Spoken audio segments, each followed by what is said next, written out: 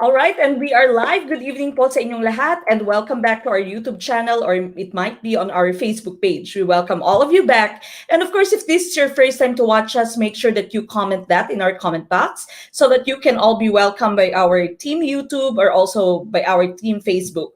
But tonight, of course, we are going to be talking about the 20 items professional education that you've answered through your quizzes link. But before anything else, of course, we start our activities with our opening prayer. This still has been prepared for us by Brother Efren Esteban.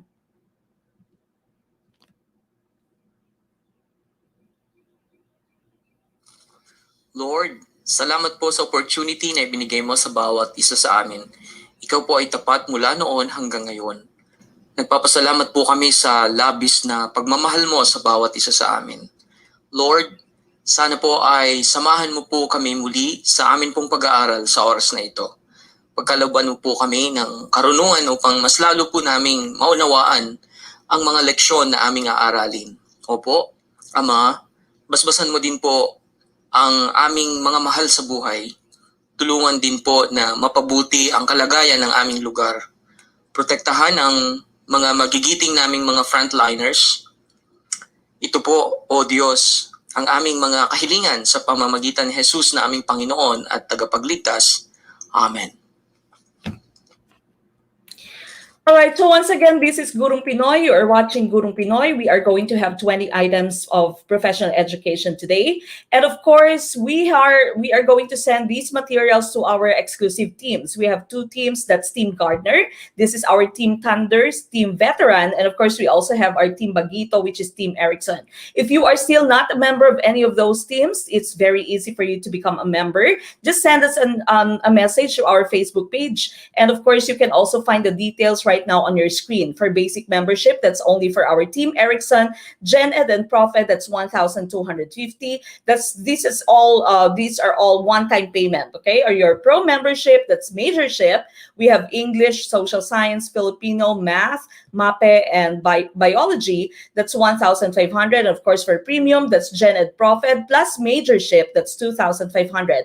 You may pay through Palawan, Cebuana ML, PayPal, Gumroad, Metro Bank. You can also send us your payments through Super Chat, Super Stickers, through our live streams on YouTube. And of course, the good news is that we still have the 50% off until today, okay? So again, that's 50% off. That means your basic membership is only 625. Your Pro membership is only going to be 750. And of course, your Premium membership, that's only going to be 1,250. So still, if you are still not members of our Gurung Pinoy teams, please do become members of our Gurung Pinoy teams and just send us a message or just choose the message options that you may find on our Facebook page, okay? Now, again, please do support us by sending us your stars. Let me thank some of you have already sent us your stars.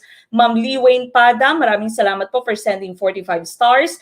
Ma'am Joy Alig Dairit, thank you for the 50 stars that you've sent. Again, if you can send us your stars through your Facebook. Okay, so whenever we have our live on Facebook, you have the option to send us your stars. Thank you so much then, Ma'am Joy Dairit, for sending us your coffee, pakape, no, dito Super Chat, Super Sticker on YouTube. Maraming salamat po, no, sa lahat ng ating star senders, star supporters, and of course, those of you who have already shared our video, those of you who have already started a watch party, maraming salamat po. And of course, you can also join our supporters exclusive group.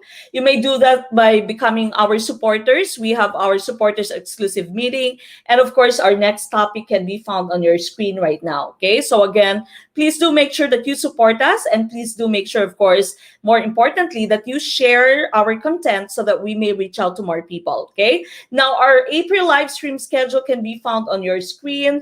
3 to 4, April 3 to 4, that's the following weekend. Wala po tayong live stream, no? Rest day po or rest weekend because of course that's going to be still part of your Holy Week. Thank you so much, Ma'am Abigail Katapang, for sending 35 stars. Maraming salamat po. Now, April 10th to 11th, that's going to be your English free review with Coach Ariane. Then 17th to 18th, 24th to 25, we might have guest lecturers. We are still in the process of finalizing everything. Okay, so just to make sure that you are subscribed to our YouTube channel, you have clicked the notification bell button so that you will be notified whenever we post something new. And of course, make sure that you follow us and you like us on Facebook so that you can also be notified whenever we post anything new on Facebook. Okay. Now, again, on April 10th and 11th, you are going to have your free English review with Coach Arian Lau, one of my co-teachers in Ateneo. She has 16 years as an English teacher. She also has 7 years as English supervisor. She graduated from Ateneo de Manila University, Master of Arts in English Language and Literature Teaching, BSed English magna cum laude from West Visayas State University, and of course, Ayala Young Leader of the Philippines 2001, also proficiency in English awardee. Okay, so again, please don't miss this chance. This is going to be for free, and that's going to be on Facebook and also on YouTube. Okay, so again, please do make sure that you like this video. If you are watching us right now on YouTube, go ahead and like this video so we can start. If you are watching us on Facebook, then go ahead and share our videos, start a watch party, tag your friends. If you can send us your stars, then that's going to be very much appreciated. Okay, now another thing, please do make sure that you don't forget to comment join in our summer fever na post. No, our summer fever is going to be on May 12th, but then of course the last day that you can comment join would be on my birthday. That's March 31st. That's going to be on Thursday next week. And of course, once you have already commented join, I will be placing you in groups. The group placement is going to be at random. Okay, you will be placed in different groups, not the same groups that you had in during our Christmas party. Okay, so of course, we want you to develop relationships. We want you to form friendships with different members of our Gurong Pinoy, no? And so we don't want you to just be stuck with one group. And so again, we are going to be forming new groups for our summer fever. Maraming salamat, Ma'am Mai Calderon Tendido, for sending 45 stars. So once again, go ahead and do like our video. If you're watching us on YouTube, go ahead and like our video. If you're watching us on Facebook, then go ahead, like this video, start a watch party, tag your friends, send us your stars if you can. Okay, that those stars that you send are going to be for our summer fever. Okay, good evening po sa inyong lahat. Maraming salamat for watching. Maraming salamat from to all the mga kaguru natin who are viewing us right now all over the Philippines and of course in some parts of the world. Okay, now we start with question number 1. Okay, this is a very common question in ProfEd, no? This has been asked of you before, no? So this has already been a repeat question. Question number 1, direct instruction is for facts, rules, and actions, as indirect instruction is for letter A, hypothesis, verified data, and conclusions. Letter B, concepts, patterns, and abstractions. Letter C, guesses, data, and conclusions. Or letter D, rules, concepts, and processes. What's the answer for question number 1? Ma'am Maybel Del Mundo, thank you so much for sending us your 35 stars. Maraming salamat po for our star senders and of course for all of you who are watching us all over the Philippines. From Angeles City, Pampanga, Ma'am Joy Aligdairit. From Mindanao, Ma'am Emiat Aditua. From North Cotabato, Sir Omar Manginangka. From Abra, Ma'am Deborah Talingdan. From South Cotabato, Ma'am Vivian Gardose. From Mindanao, Bukidnon, Ma'am Geraldine Butil. From Butuan City, Sir Kobe Oinoj. From Orbistondo, Pangasinan, Sir Devin Ballesteros Rufo. From San Jose del Monte, Bulacan, we have Ma'am Kathleen Marcos, one of our supporters. Maraming salamat po. Ma'am Velin Muwit from Cebu. First time manood ng live dito sa ating team Facebook. Paki-welcome naman si Ma'am Ivizel Refil Guantero. Maraming salamat po for tuning in and welcome to Gurong Pinoy. From Silang Cavite, Ma'am Mabel Del Mundo. From Lingayen, Pangasinan, Ma'am Marie Chris Mayandok Tamundong, one of our star senders. Thank you so much po.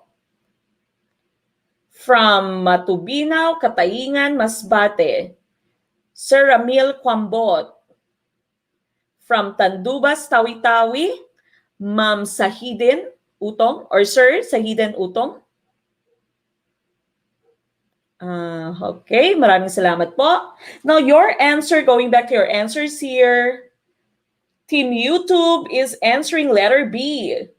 Team Facebook is also answering letter B. Correct answer, of course, is letter B, okay? So direct instruction is used whenever we are teaching our students facts, rules, and actions, okay?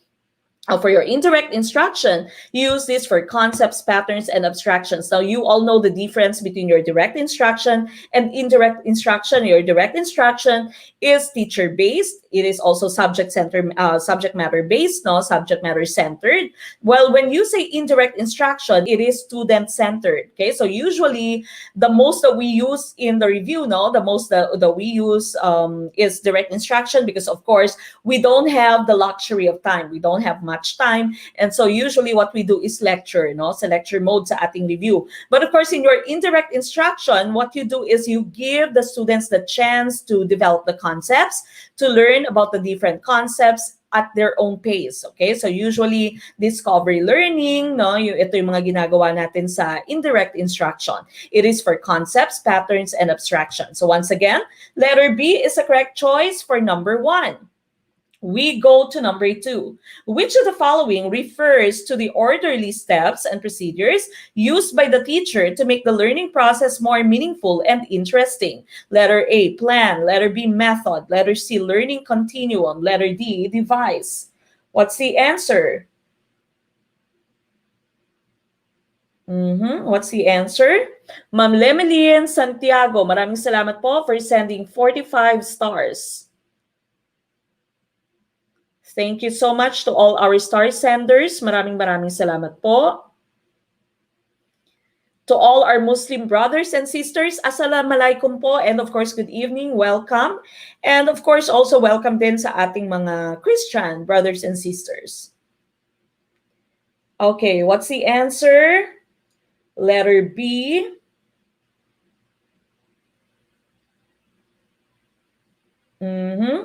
Letter B, karamihang sagot dito. Okay, we have a very sad message coming from President Loreto Agbayani Balicaw Jr. dito sa Team YouTube. Sorry, di muna ako makaka-attend. Bad news, naka-isolate na ako. Positive po sa COVID. Please include me in your prayer, guys. Ang hirap po pala. We are going to pray, of course, for your health. President Loreto, no, magpahinga po. And of course, uminom ng gamot, no? Kung may gamot na binibigay sa inyo, Pres.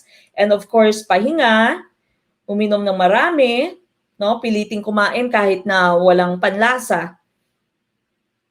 Okay, so we are going to pray for your health, President Loreto. Of course, we all want you to prepare for the LEP, but of course, we should prioritize our health. Okay, so please all pray for President Loreto Balicaw, no? He is currently positive for COVID-19. All right, now what is the correct answer? Letter B, karamihang sagot dito, letter B. And of course, letter B is the correct choice here, okay? So this is your orderly steps and procedures that is used by the teacher to make the learning process more meaningful and interesting. Not just your lesson plan, not just your learning continuum, not a device, okay? Device usually just a tool, okay? Now, remember, we already have our video on this. Meron na po tayong video on teaching methods, teaching strategies, no, techniques. Meron na po tayong video on that. No? So please do make sure, take note na meron na po tayong video on teaching approaches, methods, strategies, and techniques. Puntahan nyo po yan sa YouTube later. Okay? So again, please do make sure that you make a note on that. Make sure that you know the differences between your teaching approach, teaching method, teaching strategies, and teaching techniques. Okay? So letter B here is the correct choice. Now we go to number 3, the trend of focusing attention on the child's interests, abilities, and needs, and on the improvement of community living necessitate the use of letter A, discovery approach. Letter B, integrative technique. Letter C, conceptual approach. Or letter D, project method. Okay, what's the answer? Shout out kay Sahidin, nasa Tandubas, Tawi-Tawi. Good evening po, maraming salamat. Get well soon daw, Kaguro, Sir Loreto, that's coming from Ma'am Nichelle Emimensi. Dito sa Team Facebook, no? Get well soon, coming from Ma'am Marie Chris Tamundong.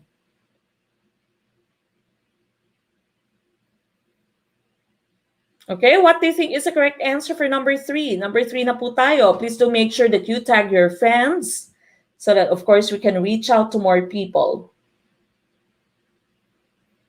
Okay, number 3. Some of you are answering C, others answering B. Okay, what do you think is the correct choice? Nag-agaw-agaw, no? Dito sa Team YouTube natin, nag-aagaw-agaw ang B at C. Ayan, sabi ni Ma'am Joy Dairit, magpabakuna. Pag may available na bakuna, magpabakuna po. Water therapy, press, sabi ni Sir G.R. Lintugonan. Pahinga lang, press, at uminom ng maraming sabaw ng buko, sabi ni Kapitan Emerson. Okay, letter B, karamihang sagot. Dito ay letter B. Letter B is our choice, okay? That's your integrative technique. Now, you all know what the meaning is of your integrative. Now, integration, that means your focus is not only the child, but also the improvement of your community, okay? You are putting together different ingredients. You are putting together different approaches. Your focus is integrative, okay? So, your focus is holistic. No, that's your integrative technique. And so that is a correct choice here. For number 3, again, that's integrative technique. Your discovery approach, of course, you know this. This is your self-paced method of learning for your students. You don't give them the definitions, you don't give them the concepts, no, but you give them activities so that they may come up with their own concept, so that they may come up with their own definition of the word, no. This is more of constructive itong discovery approach natin. Yung problema lamang sa discovery approach is that it's going to be very time consuming, okay? So if you are in the public school, for example, or it might be in a private school, and you are asked to complete the book, no, to finish the book, to complete all the topics that you have attended, you don't usually have the luxury of doing or using your discovery approach, okay? So discovery approach is usually done if you have a lot of time, no? Sometimes discovery approach is also used in the Montessori. You all know how the Montessori works. Pupunta lamang yung bata, merong mga different materials, they just choose, they just get whatever materials they want to get on that day, and of course they explore, they discover, and then afterwards they also return, they also put back all those materials, okay? Conceptual approach, of course, this is the belief that whenever you teach something, they should be taught in concepts, okay? Hindi siya separate na items, hindi siya separate na ideas, but they should all be taught in a concept, no? So dapat you have the choice, you have the power to choose whatever concepts you may include. That's your conceptual approach. And of course, project method, you all know this. We usually do this whenever we have your performance task, no, meron silang project. So usually, whenever you use the project method, you'd always have a product, okay? The product would be that result, the product would be that material that your students would turn into you or would submit to you. That's using your project method. Okay, so letter B is the correct choice for number 3. We go to number 4. Number 4, which of these processes can be used to prevent forgetting and unlearning? If you don't want your students to forget and to unlearn what you have just taught them, okay, what will be the technique that you are going to use? Okay, what is the answer?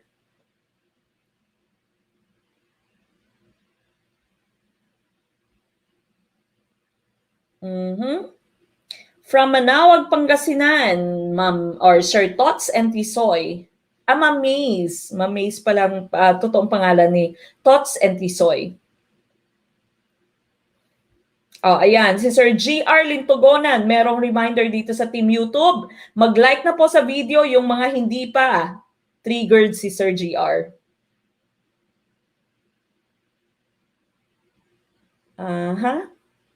Okay, what's your answer? Karamihang sagot dito, letter D. Letter D. Karamihang sagot ng ating Team YouTube ay letter D. Team Facebook is also answering letter D. Nagkasundo yung ating Team YouTube and Team Facebook. Letter D, of course. That's the correct answer, okay? To prevent forgetting and unlearning, of course, what you do is you give them drills and you also ask them to review, okay? So usually, yung drills mo, this is the tool, this is the technique that we use so that your students can reach mastery. I've already told you, drill, mastery, criterion, reference, testing, they would always be together, okay? So drill, mastery, criterion, reference would always be together. Thank you so much, Ma'am Kathleen Marcos, for sending us 100 stars today. Okay, maraming salamat po. Now, of course, whenever you have your review, ang review naman, we'd always be doing your review so that your students nga do not forget. They don't forget what you have taught them the previous day or maybe the previous week. And also, your review would also serve as a link, no, between your old lesson and your new lesson. So usually it would also provide continuation, para continuation siya ng inyong lesson, no, yung hindi separate concepts ang inyong lesson. Okay, motivation, we all know what motivation is. It is the power that pushes you, no, it is that drive that you have, that's motivation, no. So sabi nga ng coffee commercial, para kanino ka gumigising or para sa ano ka, para saan ka gumigising, no? So that's your motivation. Remember, you have two types of motivation. It can either be internal motivation or external motivation. Now, when you say internal motivation, it is within you, okay? So you just want to learn it. You just want your personal satisfaction or gratification. For example, you just want to improve as a person, okay? Now, when you say external motivation, you are motivated by things that are outside of you. So usually these are your rewards, okay? So awards, your grades, your honors, it might be some prizes, okay? That's your external motivation. Now, of course, assessment and evaluation, they're very much related. But whenever you say assessment, now usually this is with regards to the improvement, the learning of your students, okay? We use the term assessment. Now, when you say evaluation, usually this is for a certain program, okay? So when you have your evaluation sa school, evaluation pong tawag, hindi po assessment, okay? So, but of course, they are pretty much very similar, okay? Their only difference is that in their goal, okay? Ano ba yung mini-measure? Is it the learning of the students, or is it the effectivity, how efficient a certain program is? That's going to be evaluation. If you are you are measuring the learning of your students, and that is going to be your assessment. Okay, so here, again, letter D is the correct choice. Now we go to number 5. Which of these combination of classes is organized in places where the required number of pupils of the same grade levels has not met the required number to make up a separate class? Thus, the teacher apportions class time for instruction to every grade level within the class. Is this letter A, heterogeneous, letter B, extension, letter C, homogeneous, or letter D, multigrade? What's the answer? Ma Maria Leonila Nibongko, Mamek, I want to send 55 stars. Will click stars. Next step po, Next step po ay i-click nyo po yung star and then you choose the number of stars that you may want to send and then just follow the instructions there po, ma'am. Okay, you might have to click get stars and so on. Okay, just follow the steps that you can see on the screen po.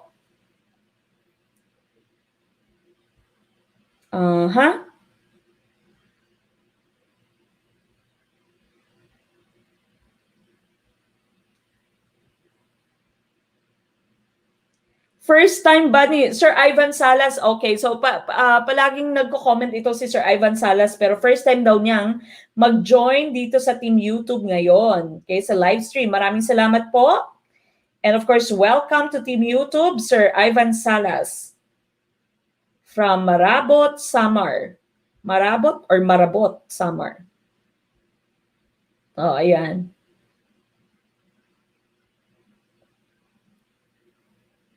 Okay, letter D. Letter D, karamihang sagot. And of course, letter D here is the correct choice. Okay? So ito yung nangyayari, no? Usually sa bukid, no? Sa far-flung barangays, ito yung ginagawa, no? Kung for example, dalawa lamang yung grade 1 students at meron kang 4 na grade 2 students at meron kang 6 na grade 3 students, for example, no? The number of students per class or per grade level is very small, no? So what you do is you combine them in a certain class and then you divide your time. Okay, so i-divide mo yung time mo. For example, 8 to 8:30 or 8 to 9, explain mo muna yung kung anong gagawin ng grade 3 mo. Tapos pupunta ka sa grade 2 students mo, pupunta ka sa grade 1, paikot-ikot ka, no? So you are all over the place, no? Which actually saves the finances, saves the money. Dahil hindi mo na kailangan ng maraming classroom, hindi mo kailangan ng maraming teacher. Pero of course, si teacher naman ay pagod na pagod. Okay? I'm not sure how they do this right now since we are doing things virtual. Okay? But I'm pretty sure they have done this whenever they have their multigrade classes, usually in far-flung barangays. No? Ginagawa nyo rin ito pag meron kayong tutis, no? Pag meron kayong tinututuran, at iba-iba yung grade levels nila. No? This is also what you do. So combination of classes, that would be your multi-grade classes. Now, extension, we usually hear this with the different campuses that we have, no? Extension campuses. Usually sa ating mga state universities and colleges, sa mga probinsya na may mga extension campuses. So meron kang main campus sa city and then you have extension campuses in other towns, no? So that's your extension. Homogeneous and heterogeneous. Of course, homogeneous, homo means one. So when you say homogeneous, isa lamang, no? Iisa yung skills ng inyong estudyante, iisa yung level ng inyong estudyante. So for example, star section sila. So there is a certain grade average, no, that they have. O pwede din namang SPS, Special Program for the Sports, no? O pwede din namang SPJ, Special Program for Journalism, or SPA, Special Program for the Arts. So homogeneous yung inyong tinuturuan, no? Pareho yung skill nila, pareho yung talent nila. Heterogeneous naman, samot-sari. Okay, so mixed yung klase mo. Yung sectioning is, it might be based on alphabetical order, for example, no? Hindi sila naka-group based on their abilities. That's your heterogeneous. Okay, so letter D here is the correct choice. Number 6, you want your students to have master learning of a basic topic, which can help. Okay, what do you think is the correct answer? Ma'am Bethina Ikasnadua. First time po na mag-participate, keep it up. Maraming salamat, Ma'am Bethina, dito sa Team Facebook. Maraming salamat po and welcome. Okay, what do you think is the correct answer? We're already at number 6. Number 6 po.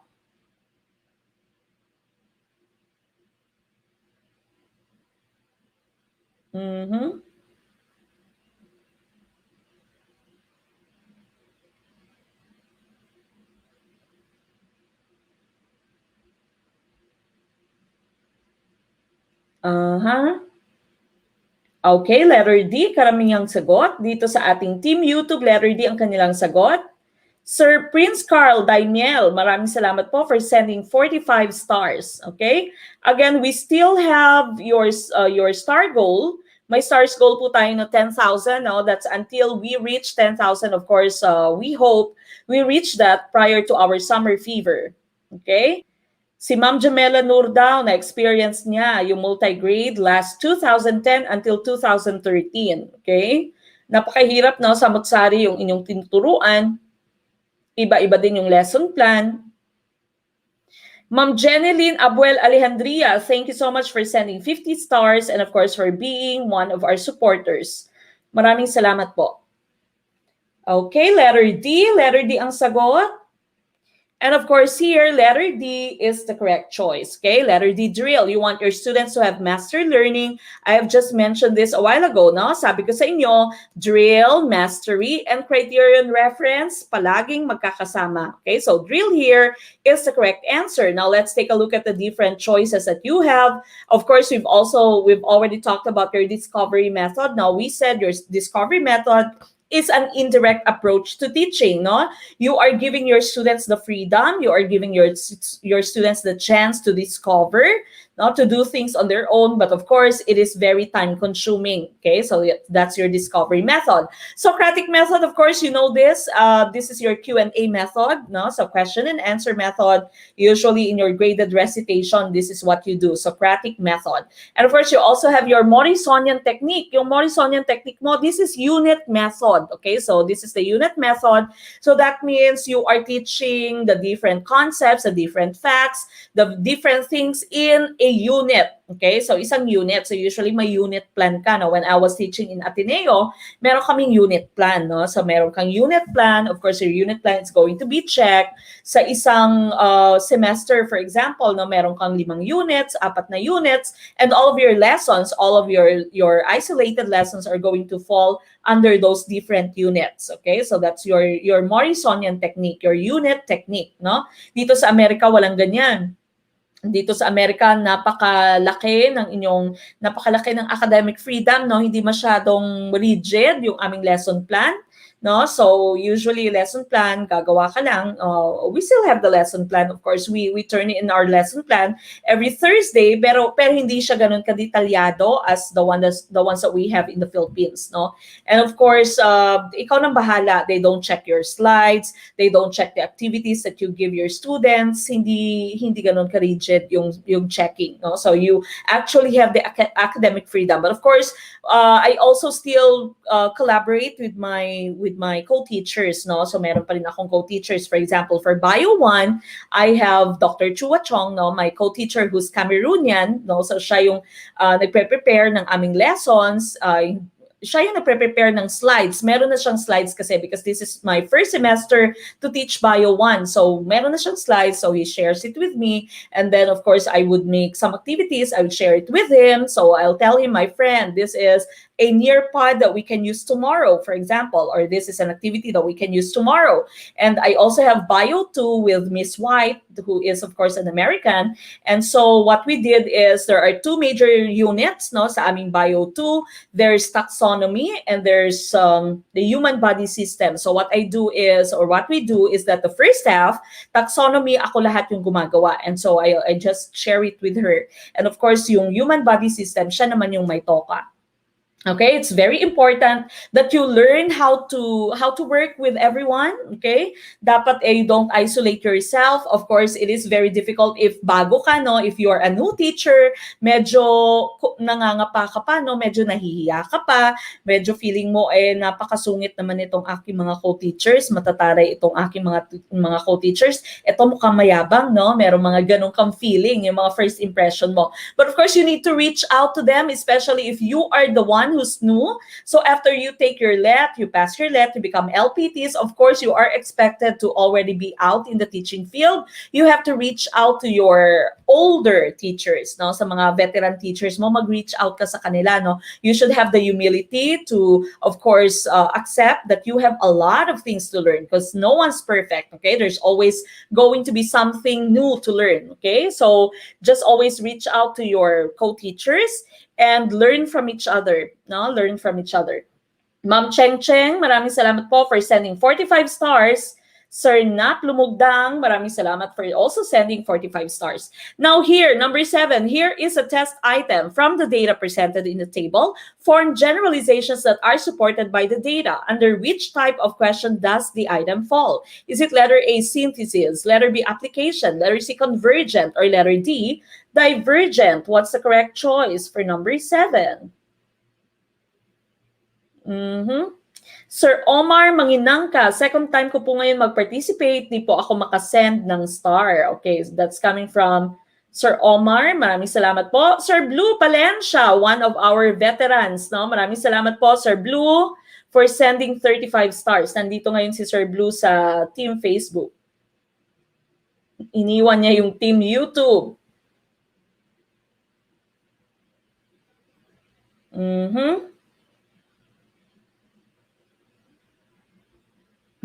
But ganito yung lesson plan mo, Ma'am Tin. Sabi ni Ma'am Tin dito, lesson plan be like, at the end of the students, pinatay yung students.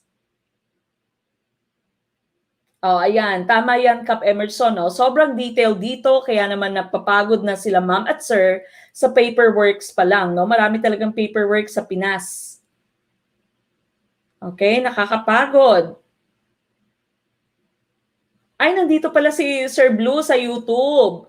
Pumunta lang pala siya sa team Facebook para mag-send ng stars. Maraming salamat po, Sir Blue.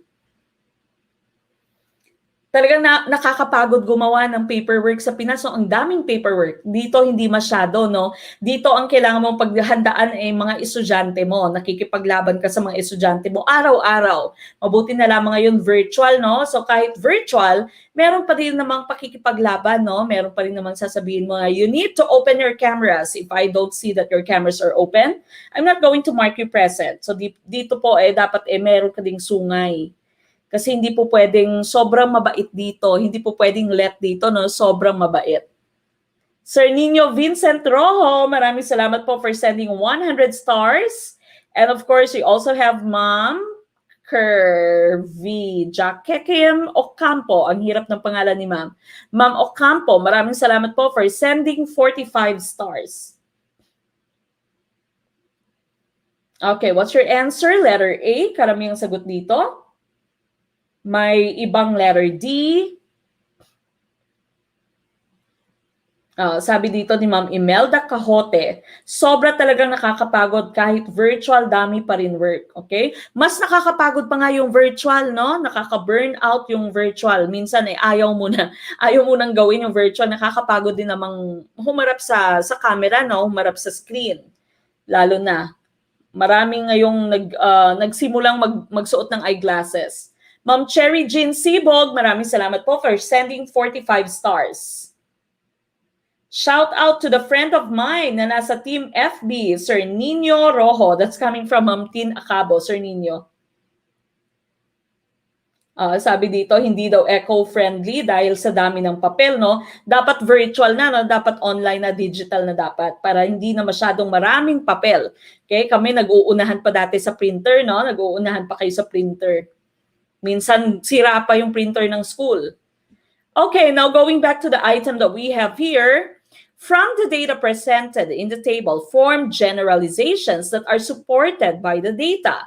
Okay, what do you think is the correct answer here? Final answer or correct answer here, of course, would be letter A. This is synthesis. So you are given several parts, no? You are given separate parts and you make it into a whole. Okay, you use the different parts to make a whole. That's your synthesis. Okay, so this here is a form of synthesis. This is a synthesis question. You are given the different data in your table and you need to form one generalization. Okay, that is, of course, supported by your data. So letter A, synthesis here is the correct choice. Letter B, application. Of course, you all know what application is. Whatever you learn in your classroom, you should be able to get that or to bring that outside of the classroom. You should be able to apply what you have learned in your houses when dealing with people in real life world, no? Dapat maa-apply mo kung ano yung natutunan mo sa school. That's application. Convergent and divergent, of course, these are opposite types of questions. When you say convergent, that means there's only one correct answer. Okay, so for example, you say, what is the only natural satellite of the Earth? Of course, the answer would be the moon. Okay, what is the largest planet? Jupiter. Okay, that's your convergent type of question. So iisa lamang yung inyong sagot. Divergent, these are your open-ended questions. These are your what if. Okay, your what if. Divergent, no? Ma'am Angeli, maraming salamat po for sending 55 stars. Ma'am Cynthia, Maria, Roque, Asuncion, Bruno, maraming salamat po for sending 45 stars. Thank you so much to all our star senders. Okay, so yung divergent mo, again, these are your open-ended questions. Ito yung mga questions na samut-sari yung sagot. Ito yung mga questions na tinatanong sa Miss Universe, no? So this is your divergent questions. What for you is the true essence of a woman or the essence of a woman, no? So you all have different answers. You all have different ideas. There is not one single answers, and so you'd call this your divergent answer, your divergent question, I mean, no? Your open-ended questions, your what-if questions. What if you were the president? Okay, what if you are the president of the Philippines? Or what if you have the chance to talk to anyone that you can talk to? May it be someone who's living, or may it be someone who's dead. A person is very important. Who would you like to talk with? And what will be your questions? Okay, so those are your divergent questions. Okay, so kasama na rin dyan yung what if naging kayo. No? What if naging kayo? Kung natuluyang naging kayo, what if kaya? Ano kaya yung nangyari? No? So that's your divergent questions. Iba-iba yung inyong magiging sagot, no? What if walang limit yung magiging sagot mo? Okay? So that's your divergent type of questions. But then again, number 7, letter A po ang tamang sagot dito. Now we go to number 8. Which seating arrangement has been proven to be effective for learning? Is it letter A, flexible to suit varied activities? Letter B, fixed arrangement to maximize instructional time? Letter C, a combination of fixed and flexible arrangement? Letter D, any set arrangement to suit varied learning styles? Okay, what do you think is the correct answer? What is the correct answer for number 8? Oh, ayan, si Kapitan, si Kap Emerson. Ako, ayoko pang aminin na dapat magsasalamin na. Tinago ko na lang sa cabinet yung salamin ko. Oy, bad po yan. Kap, no? Ganyan talaga, Kap. Dapat itinatanggap kasi natin kapag medyo nagkakaedad ka na, kailangan talaga nag-a-adjust na, no? Kung hindi na kaya ng mata nyo, Kap, kailangan talagang manghingi na ng tulong sa salamin, no? Joke lang po, Kap Emerson. Ayan. Yung sa faculty ka nag-print ng resignation paper mo. May mga ganyang ganap pa, no? Ayan, sabi ni Ma'am Tin, Kap, tanggapin mo na ang katotohanan, di na tayo pabata.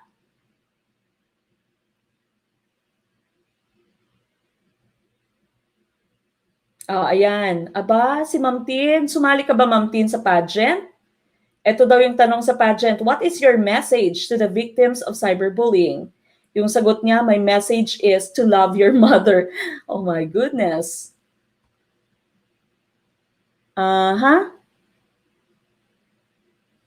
Ma'am Empnor, maraming salamat po for your positive feedback. Ma'am Mek, sobrang napakagaling niyo po magturo.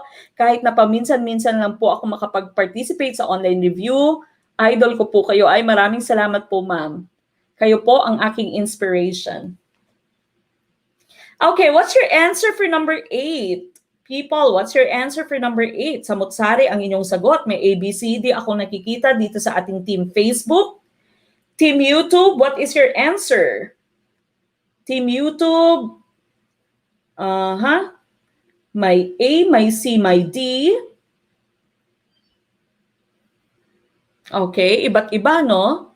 So sabi dito, tanong dito, which seating arrangement has been proven to be effective for learning? Okay? Sa mga nagtuturo na sa atin dito, no, sa mga nagtuturo ng mga kaguro natin sa mga private schools, no, ano bang ginagawa nyo? If you are taking this question, if you are trying to answer this question in the LET, you should be able to put yourself in that situation, okay?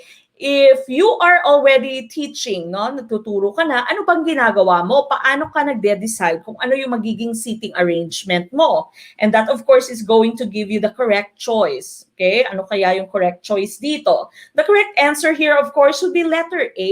It should be flexible to suit varied activities. Of course, if you are just going to be giving lectures, dapat naka-rows lang sila, naka-columns lang, no? If today you are going to be giving them your group work, dapat of course naka-group work din na arrangement ang inyong chairs. If today you are going to have a debate, of course you will be putting the chairs at two sides of your classroom. There should be a space in the middle. If you are going to have your Christmas party, for example, of course you are going to form a very big circle, okay? So your seating arrangement should not be fixed. Your seating arrangement should be flexible to suit varied activities, okay? So iba-iba yung seating arrangement mo depende sa inyong activity on that date, no? So hindi siya po pwedeng fixed arrangement, hindi po pwedeng combination of fixed and flexible. Ano ito, no? Parang ginoin lang niya, no? Pinag-combine lang tong dalawang choices.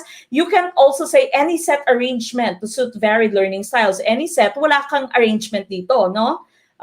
sila nang bahala kung ano yung magiging arrangement ng kanilang chairs. Hindi po pwedeng ganyan. So dapat ito yung pinaka-akma, ito yung pinaka-correct nating choice dito because of course you have the terms to suit varied activities. Okay? So usually, if you are going to have a group activity tomorrow, you'd already arrange the chairs as early as today, no? Bago ka umuwi, ina-arrange mo na yung chairs. Or for tomorrow, for example, you are going to have your Christmas party, bago umuwi yung mga estudyante mo, pinapa-arrange mo na yung chairs. So I'd like you to please put your chairs at the sides of the room.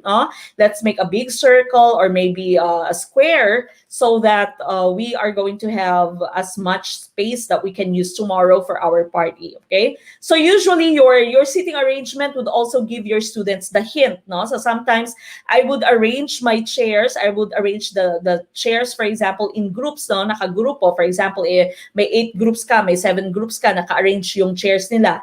And then pagdating ng estudyante, di ba, sasabihin ng estudyante, oh my God, okay, sinasabi usually ng students ko, now I'm scared, okay? They don't know kung saan silang grupo, they don't know kung anong gagawin, no? But of course, that would give them the excitement. They are very excited, and of course, that would also give them the hint na, okay, so we are going to have, or we are going to be working in groups today because of course, the chairs as arranged as such, so that we can also do our group work. Okay, so it should be flexible. It should be able to suit the varied activities that you have.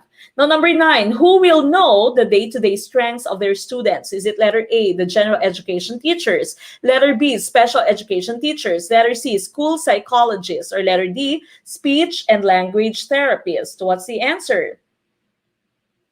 What's the answer? First time sa review dito sa Team Facebook. Maraming salamat and welcome, Sir Andre Sagnoman. Maraming salamat po and welcome to Team Facebook. Okay.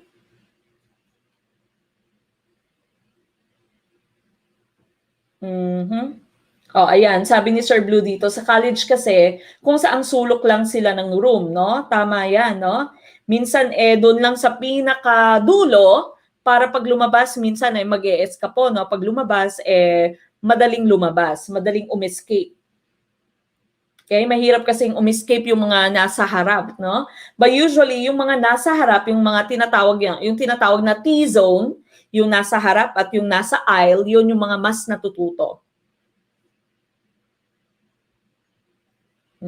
Letter A, karamihang sagot dito, letter A.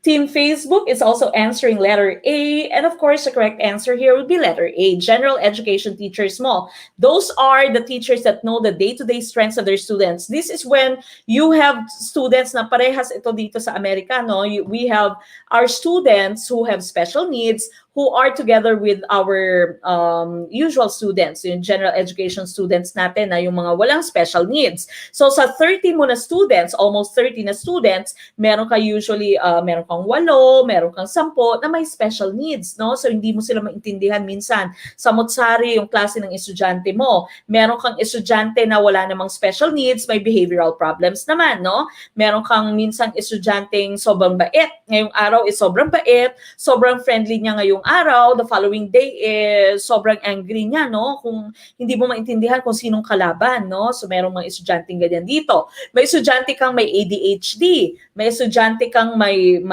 on the spectrum, no? Yung may autism, merong mga estudyanteng ganyan dito. May estudyante din ako minsan na bingi, yung mga sumusuot lamang ng hearing aid, no? Merong ganyan. Meron din namang medyo slow na mga students. Meron din akong estudyante na bawal makita yung face niya, no? Yung may mga, hindi ko alam kung anong condition niya, yung sobrang mahiyain, no? Sobrang mahiyain na hindi po pwedeng makita yung face niya. So pinapayagan sa amin virtual, kahit na virtual, hindi nakikita yung face niya, pero ini-explain naman, no? So you'd have to attend the IEP meeting, no? Individualized Education Plan of each student who have special needs. So kailangan ka, as a general education teachers, they'd ask you, how is he doing in your class? How many absences has he had? What's the current score? What's the current grade? Does he have a lot of missing items or missing scores, no? So general education teachers, very important. Special education teachers natin, of course, these would work, or they would work together with your general education teachers, no? Iba naman yung yung training ng ating special ed teachers. So if you are a SPED graduate, iba din yung, or SPED major ka, iba din yung naging training mo. So iba-iba, no? Meron kayong training sa ASL, yung American Sign Language, marunong sila ng sign language. Meron ding iba't ibang klase ng special education teachers, no? Meron kang resource teachers, yung pumupunta sa kanya yung mga students with special needs, pero yung tinuturo niya, yung ginagawa niya, ay i-guide lamang sila sa kanilang general education na subjects. Meron ka din naman na yung naka-isolate lang, yung sobrang, I forgot the term, isolated, hindi isolated yung self-contained, no? Yung meron kang self-contained na special education, yung students nila hindi pumupunta sa ibang teachers. Wala silang general education teachers. Diyan lang talaga sa kanilang classroom. So usually this type of students, yung mga naka-wheelchair, no? Yung mga students na hindi talaga po pwedeng ibigay doon or i-blend or isama doon sa ating mga students without special needs. Okay? So yan yung mga self-contained na special ed teachers natin. School psychologists, of course, these are the people who give the test, no, yung mga psychological test.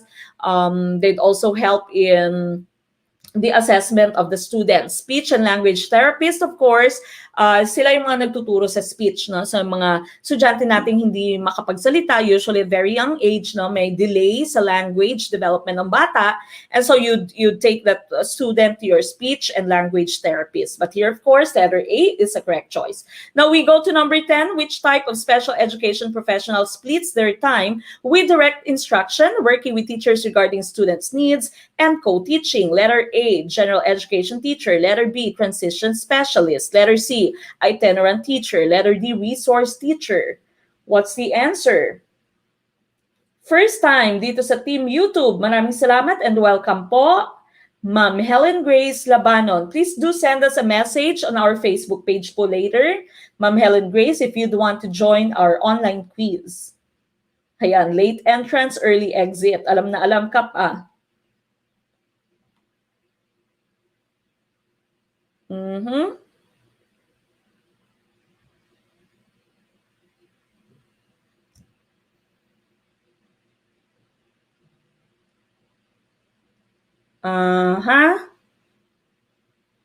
Sir Jeff Bringula Rubianes, maraming salamat po. First timer.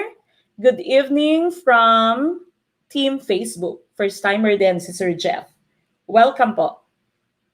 Okay, number 10. I've just talked about this, no? Sinabi ko to, minention ko to a little while ago sa ating item number 9. Okay, going back to the question that we have here, type of special education professional who splits their time with direct instruction, working with teachers regarding students' needs, and co-teaching. Of course, the answer here would be your resource teacher. Okay, so ito yung mga nasa classroom na din naman sila, meron silang sariling classroom, pero yung mga students with special needs pumupunta sa classroom nila and they help them. Your resource teacher would help the students with special needs with their general education subjects. Okay, so sila din yung gumagawa ng IEP, no? Yung resource teacher mo, yung inyong self-contained na special education teachers, gumagawa din naman ng IEP. Okay, so letter D, resource teacher po ang tamang sagot, not your general education teacher. Transition specialist, I'm pretty sure we have a question about this, no? So I'm not going to discuss that right now. Itinerant teacher mo, these are teachers who travel, okay, who go from one area to another, who go from one space to another, one place to another, no? That's the meaning of the term itinerant. So usually, ito yung mga teachers with special skills. For example, siya yung teacher na nag-check ng hearing skills ng inyong students. So pag meron kang case na estudyante na feeling nyo ay may problema sa hearing, for example, you would contact your itinerant teacher and the itinerant teacher would be setting up the schedule. Pupunta doon yung itinerant teacher mo. Then after that, of course, your itinerant teacher would move to another place. Okay, so itinerant teachers, these are teachers who are moving from one place to another. Okay, so letter D, resource teacher is the correct choice. 11. Which special education professional is responsible for helping prepare students to leave school for vocational training, employment, or post-secondary education? Is it letter A, itinerant teacher, letter B, transition specialist, letter C, resource teacher, or letter D, inclusion facilitator? What's the answer for number 11? Number 11 po, what is the correct choice?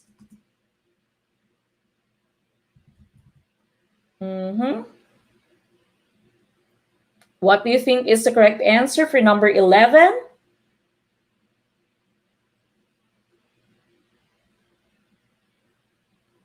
Okay, 11, letter B, ang sagot dito ng ating team YouTube. May iba din namang letter A. Letter B, ang ating team Facebook. May iba din namang letter A. Okay, so again, this is your professional who is responsible for helping your students, prepare your students to leave school. Okay, so maaaring yung inyong estudyante from high school would go to post-secondary education. The student with special needs would continue learning, no? Would continue with his education. So pupunta siya ng colleges or universities. Maaari din namang na kukuha siya ng vocational training or he would already start working, no? It might be in Walmart. It might be in a restaurant, no? And so this is your transition specialist. Transition from being a student with special needs in high school, for example, to going to college, to going to vocational training, or to going to the working field. Okay, so that's letter B, transition specialist ito. I've already discussed your itinerant teacher. So ito yung palipat-lipat, no? Yung mga experts mo na palipat-lipat from one place to another. These are your specialist, no? Ito yung inyong mga itinerant teacher. Resource teacher, we've also already talked about this. So this is a teacher who is also a special education teacher, but he or she guides the students in dealing with their general education subjects. Your inclusion facilitator, these are professionals that would help your administrators and your special education teachers with how to include your special or your students with special needs in mainstream, no? So how can you let this student, for example, itong estudyante mo na may special needs, how can you let him join a general education na class, no? That's your inclusion facilitator. So your inclusion facilitator would guide your special education teachers, would also guide your administrators. Okay? So sila yung professionals na mag-guide ng facilitators mo, ng administrators mo and your special education teachers kung paano po pwede mong ilagay sa mainstream yung inyong students with special needs. So letter B is the correct choice here. Nagkagulo na, no? D yung sagot na ninyo, no? Okay, so because some of these terms, some of these words are not very familiar, no? Because these are terms that we find in special education. All right, number 12, the image above or the above image is associated with which theory of learning? Is it letter A, insightful theory of learning? Letter B, classical conditioning? Letter C, operant conditioning? Letter D, trial and error theory of learning? What's the answer for number 12? Okay, what do you think is the answer for number 12? Okay, so you are given an image there, and you are given the different choices.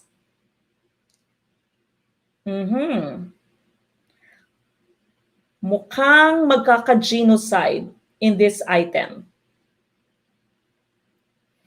Mukhang maraming sisigaw ng awit. Okay, mukhang may genocide sa item na to. Number 12. I have used this item, or not this item, but I have used this illustration before. Okay? Mukhang magkaka-genocide tayo in item number 12.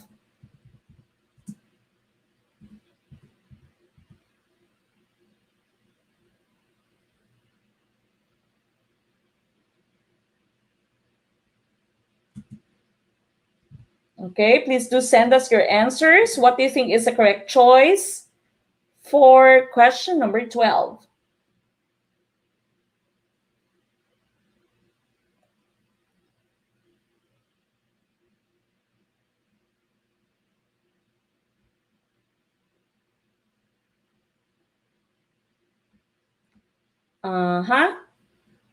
Okay, yan. Sabi ni Ma'am Annalise Subido, di ba AHA yan? Insight, AHA Learning. Letter A, AHA. Letter B, wow, pretty sure, Kap, ha? Letter B, pretty sure. Dito sa Team YouTube, Team Facebook, letter C and letter D, ang daming naligwak. Correct answer here is letter A. This is your insight learning theory, your AHA learning. Okay, your AHA learning or insight learning theory. Yung classical conditioning mo, of course, you know this is by Pavlov, no? Yung ginawa ni Pavlov, ginamit ni Pavlov, ay yung bell, yung meat, at yung dog. Okay, yung aso, yung bell, at yung meat, that's your classical conditioning theory, no? So may stimulus at may responses ka, that's letter B. Ang letter C mo naman, operant conditioning, ito yung kay Skinner. Okay, so yung ginamit naman niya ay yung mice. Okay, so Skinner's mice, ito yung ginamit natin dun sa Skinner box mo, no? So that's your operant conditioning, reward, punishment, feedback. Okay, yan yung operant conditioning mo. Computer-aided instruction. Ma'am Bethina Igkas Nadua, maraming salamat po for sending 45 stars. Now, your insightful learning theory or insight learning theory, no? Or your AHA learning, this was by Wolfgang Kohler. Okay, so yung ginamit niya ay yung chimpanzee. So nagbitay siya, no? Naglagay siya ng banana, and of course, naglagay din siya ng crates. So maraming crates at yung banana. And then he saw that the chimpanzee was trying to decide on what to do, no? So the chimpanzee was just looking at the different things that he can use, and of course eventually the chimpanzee was able to put the crates together, no? Put the crates one on top of the other, and so na-reach niya yung banana. That's your insightful learning theory or AHA learning. You're suddenly ay meron kang light bulb na nagsindi, no? Nakasindi sa inyong mind. That's AHA learning. Trial and error mo, your trial and error is different from your insight learning theory because yung trial and error mo, you do it. If you fail, you do it again. If you fail, you do it again. Yung insight learning theory mo, sabi ng insight learning theory, it's not trial and error, no? So titingnan lamang niya lahat ng pwede niyang gamitin, and suddenly he or she would come up with an idea. It's instantaneous. And so you say AHA learning, insight learning theory. Sometimes you call this your Eureka learning. Okay, so Eureka learning. So again, this is letter A for number 12. Ligwak, ganern, agay, bulwak, sabi ni Sir Kinechi Lorbes, no? Awit, genocide. All right, we move on to number 13. Which is the first school for a child? Is it letter A, the society, letter B, friends, letter C, family, or letter D, preschool?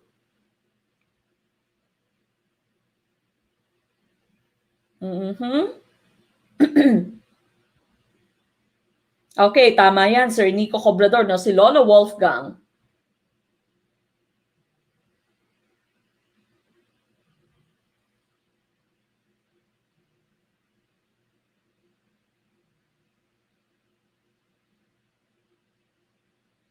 What's your answer for number 13?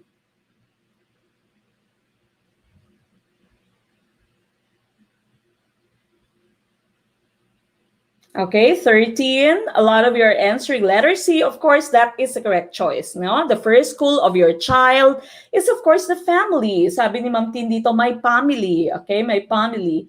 Of course, pamilya, yun ang unang-unang teacher ng inyong anak, kayo as part of the immediate family, no? And so it's very important that you nurture the gift of the child, and of course, you also make sure that your child is learning through the models, no? So dapat maging role model nga, maging good models kayo sa inyong students, sa inyong mga anak. Okay, so the first school of a child, of course, is the family. It is where the child would learn the basic virtues, no? Unang-unang virtues nyo, love, caring, your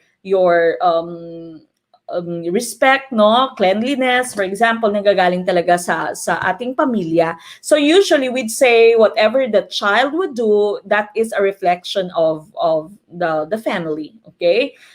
In some other culture, no, sa ibang kultura natin, especially yung mga medyo strict pa na kultura na Asian, like Koreans mo, Japanese, Chinese, no, napakalaking bagay kung saang pamilya ka nang galing, no? And so sa Pilipinas, hindi naman ganun ka-stricto, but of course, we need to make sure that our children are growing well, no? So hindi lamang intellectually, but also, of course, through the values that they can see, and through the values that they can that through the things that we tell them. Okay, so letter C, family po, is the correct choice. The number 14, under the psychomotor domain of learning, what relates to expressive movement, posture, gesture, facial expression, and creative movements? For example, taking part in a play. Is it letter A, non-discursive communication? Letter B, reflex movements? Letter C, fundamental movements? Or letter D, perceptual abilities? What's the answer?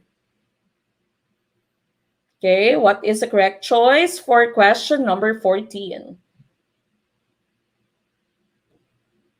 Number 14 na po tayo. What is the correct choice?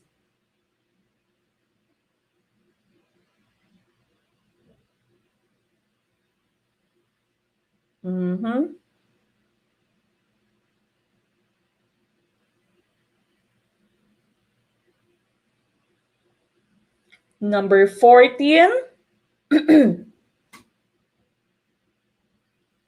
14, karamihang sagot dito sa Team YouTube is letter A. Team Facebook, what's your answer for 14?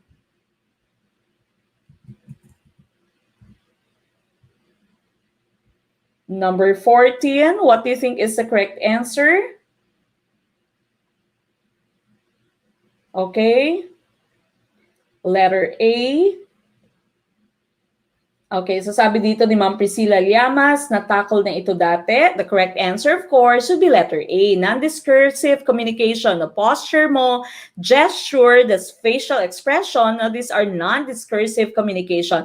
Your reflex movements po, ito yung mga basic movements natin. Ito yung mga hindi natin pinag-aralan, pero alam natin kung paano gawin, no? For example, yawning. Paano ba humikab? Humikab ba? Tama ba yung aking Tagalog? No, humikab, no? Paano ba yung yawning? Did someone teach you that when you yawn, para mag-yawn ka first, you open your mouth, then you stretch, then you open your mouth loud, wider, for example, you let out a certain sound. Or sometimes you say sa coughing, wala namang nagturo kung paano umubo, di ba? Meron bang nagturo? Meron ka bang natatandaang nagturo sa'yo kung paano umubo, no? So these are your reflex movements. Fundamental movements mo, these are of course your movements that are fundamental in our survival, fundamental in our day-to-day living, no? Yung mga walking, running, these are just fundamental movements. Perceptual abilities, of course, this is where you use your perception. Okay, so here letter A is the correct choice. Letter A po, not reflex movements. Letter A is the correct answer here. Now we go to number 15. Edgar Dale found out that people generally remember 10% of what they read, but generally remember 90% of what they do. What does this imply to a teacher's instructional planning? Is it letter A, allow the students to create the lessons they wanted to have and act on it? Letter B, plan for an activity where students do the real thing. Letter C, let the students watch a video and listen to an audio recording of your lessons regularly. Letter D, plan a detailed lecture and provide the students with your lecture online. What's the answer? Okay, what's the answer for number 15? Very easy. This is also a repeat question. This is also a repeat question for number 15.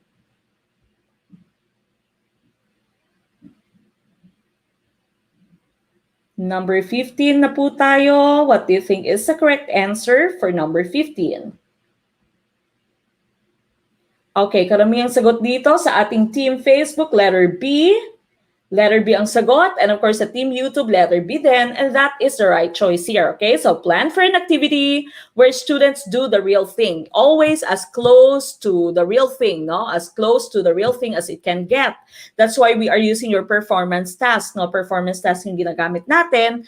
You use your rubrics for your performance task because, of course, we advocate real-life learning. Okay, so real-life learning. We say education is not just preparation for life, but education is life itself. Okay, so dapat the students should be able to apply, the students should be able to do real life things, real life activities, so that in reality, no, once they get out of your classroom, ma-apply nila kung paano nila kung ano yung na-learn nila sa classroom, ma-apply nila in reality. Okay, so letter B is the correct answer. 16, Teacher Jaja was awarded for her special efforts to create a nurturing environment in the school.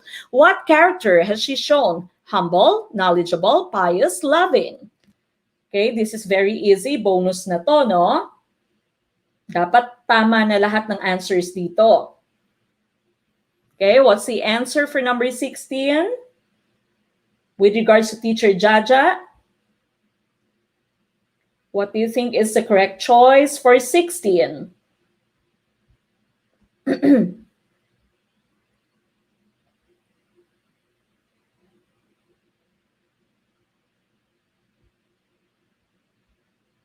Number 16, what's the answer?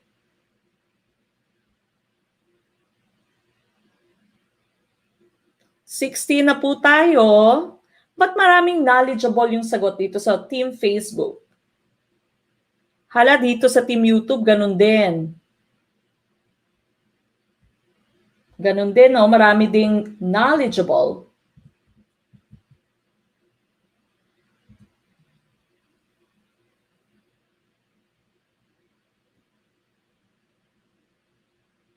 Okay, paiba-iba ang sagot. May B, C. All right, now going back to the question that you have here, sabi ng question mo, she has been awarded for her special efforts to create a nurturing environment. Okay?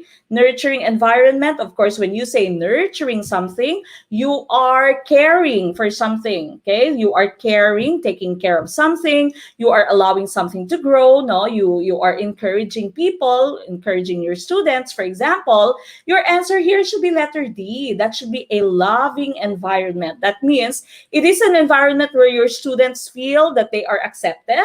It is an environment where your students are not threatened. It is an environment where they feel that they can grow as a person. They can just be anything that they are, no? So hindi din po pwedeng knowledgeable. Meron din namang knowledgeable pero hindi caring sa students, no? Yung napaka student-centered, not student-centered. I mean subject matter-centered, no? So that's knowledgeable. Yung content lamang yung kanyang basis. Yung humble mo, humility, of course, this is also different. When you say humble, may marunong ka lang magpakumbaba, no? Pious naman, this is holiness na, being holy, no?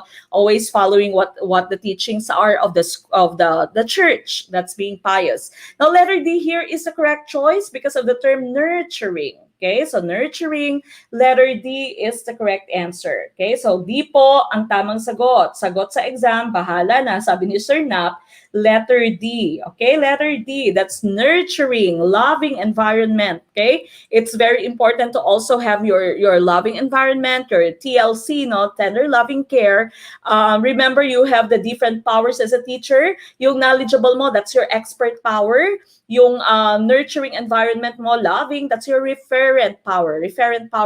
The power to make your students feel accepted, the power to make your students feel that they can just be anyone that they want to be, no, who they really are. They're not judged, they're not threatened in your classroom.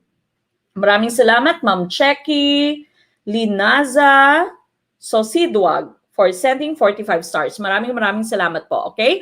So again, this is your TLC. Gustong-gusto tayo ng ibang lahi, no? Because of course, napaka-caring ng mga Filipinos, no? Even the nurses, even the teachers, no? You need to put forth your TLC, or tender loving care. Or sometimes in Ateneo, we call this cura personalis. You have your personal touch.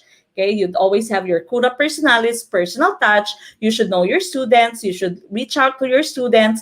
Your role does not end with just teaching your students the different concepts that they need to learn. You should also forge a loving relationship with your students. Okay, so letter D here, loving, is the correct choice. Now we go to number 17. What kind of classroom may have innocuous effects to preschoolers along with academic orientation or structures? Letter A, adaptation or adaptation to age, maturity, cultural capabilities. Letter B, highly academic direct instruction. Letter C, using concrete objects in the classroom. Letter D, making use of drills and exercises. What's the answer? Ma'am Alice, maraming salamat po for sending 45 stars. Sir Kiel Xavier, maraming salamat po for sending 45 stars. Sir Lake Xavier, maraming salamat po for sending 45 stars. Ligwak, maraming naligwak sa number 16. Okay, number 17. Ano kaya yung tamang choice dito? Okay, what kind of classroom may have noxious effects? When you say noxious effects, these are harmful effects, no? Harmful, yung ibig sabihin ng noxious dyan ay harmful effects to preschoolers along with academic orientation or structures. Okay, saan dito yung makakapagbigay ng harmful effects sa inyong estudyante? Okay, ligwak gunner na naman kaya? Marami na naman yata maliligwak. Okay, what do you think is the correct choice for the item that we have here? Correct answer.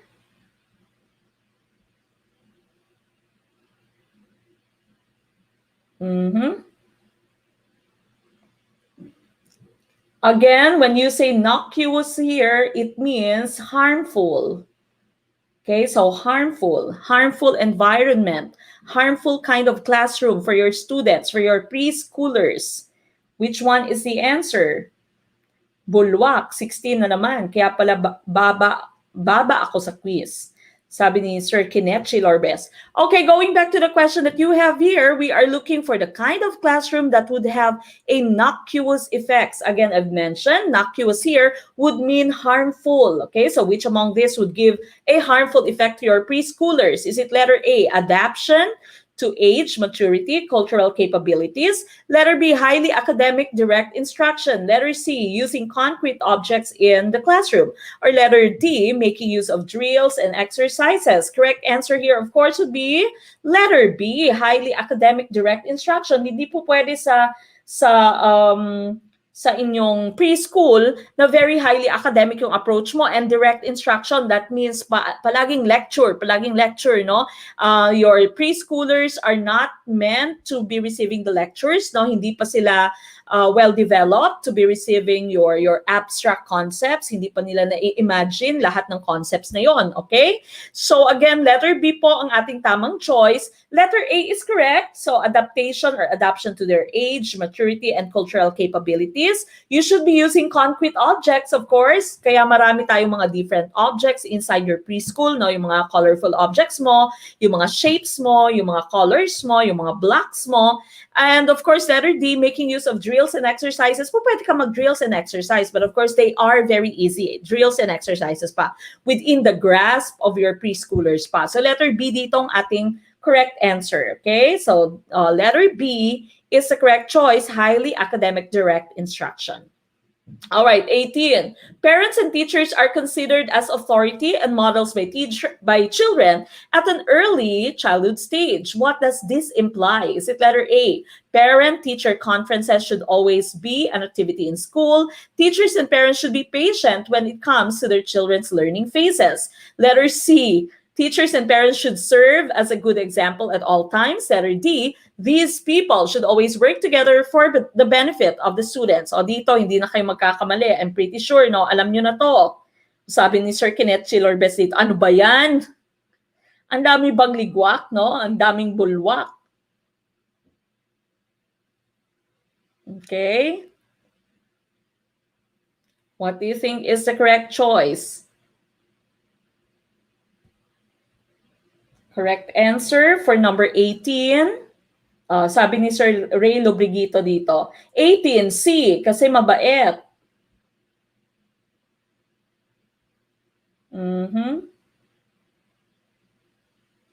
Sablay na naman, sabi ni Ma'am Juliet de los Santos. Okay lang, no?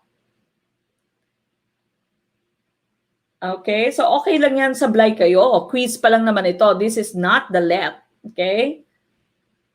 You are just, ano nga sabi nila, it's okay to lose some battles. Okay, the most important thing is don't lose the war.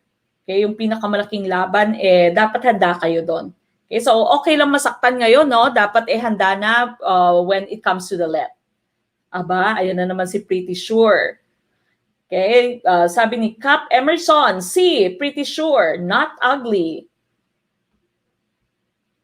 Okay, number 18, correct answer of course would be letter C. No, this is a very common question, paulit-ulit na ito. And of course, we know that we should serve as good examples at all times. At all times. Okay, so letter C, that is the correct choice. Number 19, Teacher Neriza would like to compare and contrast plant cells and animal cells. She would most likely use letter A, tree diagram, letter B, histogram, letter C, network diagram, or letter D, Venn diagram. What's the answer for number 19?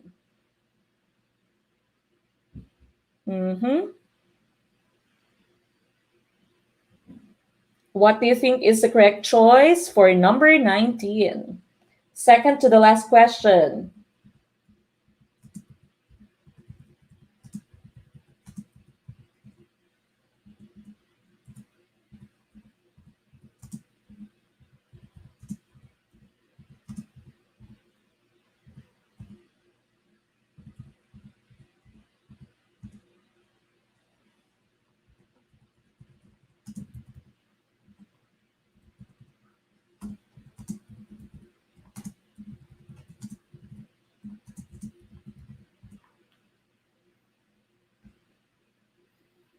Okay, Sir Nap Lumugdang the second. Maraming salamat, Sir Nap, for your 50 stars. Maraming salamat po for our to our star senders. Thank you so much.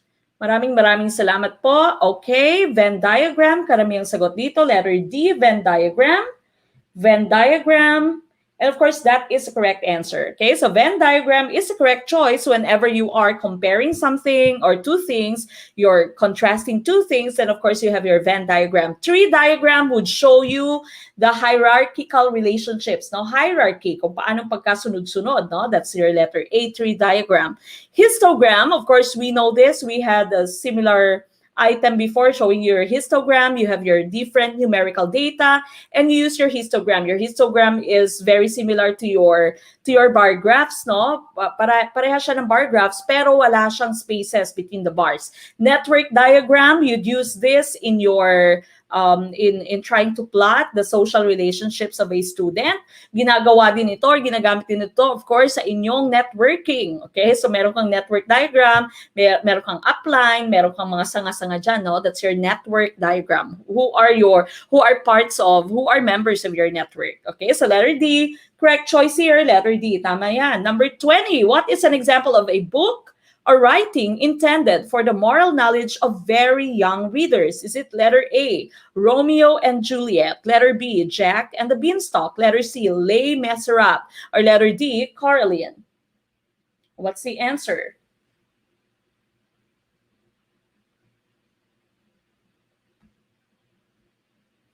What do you think is the correct choice for the last item that we have?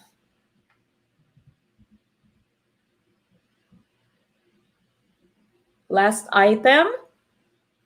Okay, letter B ang sagot ng ating Team Facebook. Letter B. Letter B ang sagot ng Team Facebook.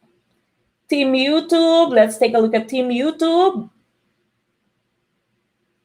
Okay, it's also letter B. And of course, letter B here is the correct choice, no? So Jack and the Beanstalk. So sometimes nga, very young readers, sometimes you can even tell the story of Jack and the Beanstalk without using your books, no? Sometimes I would tell Rain the story of Jack and the Beanstalk without the books, no? Pwede mo siyang ikwento lamang sa inyong very young learners, very young kids. Now, yung letter A mo, Romeo and Juliet, your Les Miserables, of course, you know this to be medyo heavy na. No? We usually read this in high school, or if not in high school, in literature as part of our college courses. Now, Coraline mo, it also cannot be given because this is a creepy story. No? So, nakakatakot itong istorya ng Coraline. But we all know that some of your kids also would want creepy stories. No, even my child, si Baby Ray, no, she likes creepy stories. Palagi siyang nanonood ng yung sa YouTube, yung pinapanood niya, Jillian and Eddie, si Carly, yung mga creepy na stories, yung mga pinapanood. Hindi ko alam kung bakit, no? Gustong-gusto niya yung creepy na stories. But of course, you need to make sure that you are guiding the students, you are your kids. You need to make sure that you are giving them the parental guidance, no? So pag merong masyado ng creepy, I would always tell her, no, change it. Don't watch that, no? Or if someone is being rude in a certain story, you need to make sure that your child understands na hindi ang tawag dito, hindi acceptable yung kanyang actuation, yung ganyang behavior. Okay? So dapat may parental guidance pa rin. Okay, so number 20 here, letter B is the correct choice. And of course, that ends tonight's discussion. Our materials, of course, would go straight to our Gurong Pinoy teams. And that ends tonight's discussion. We go back to we end the night with our closing prayer.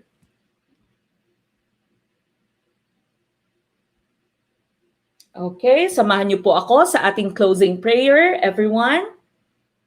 Now, again, before we go or we get to our closing prayer, remember, wala po tayong live stream the following weekend. So, balikan niyo lamang po yung ating mga previous live stream videos. We already have 92 live stream videos. Okay, so balikan niyo lamang po lahat ng yan. All right, let us all pray. Lord, thank you po at natapos ang aming review sa oras na ito. Pagpalain niyo po ang Gurong Pinoy International.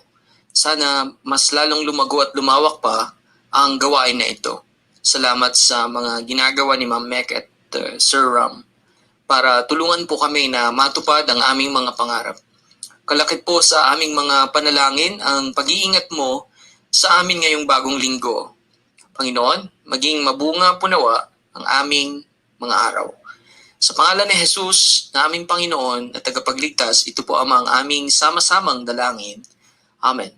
Amen. So again, the next live stream is going to be on April 10th and 11th. That's going to be for your free English review, okay? Make sure that you mark your calendars. And of course, don't forget to comment join if you'd want to join in our Summer Fever. After this, I will be pinning that post para makita nyo po kaagad. Again, the last day so that you can comment join is going to be on March 31st, okay? That's on Thursday next week or this week, okay? So don't forget to comment join. And of course, I'll see you again in our next live stream. Wala pong live stream the following weekend, no? Magnilay-nilay po muna tayo. It's the observance of the Holy Week. We are going to see you when we get to see you. Please stay safe, of course. Please don't forget to always pray. Stay safe. Take care of your family. Spend time with your loved ones. Okay, that's the most important thing that we have, no? Not the knowledge, not anything that we all think are very important, but relationships with those people who really mean to you. Ito po yung ating in-nurture. Okay, so this has been Coach Mek of Guro Pinoy. And of course, sama-sama po tayo. Maliit man na butil ng mga kaalaman, ang dulo nito ay malaking kaginawaan. Maraming salamat and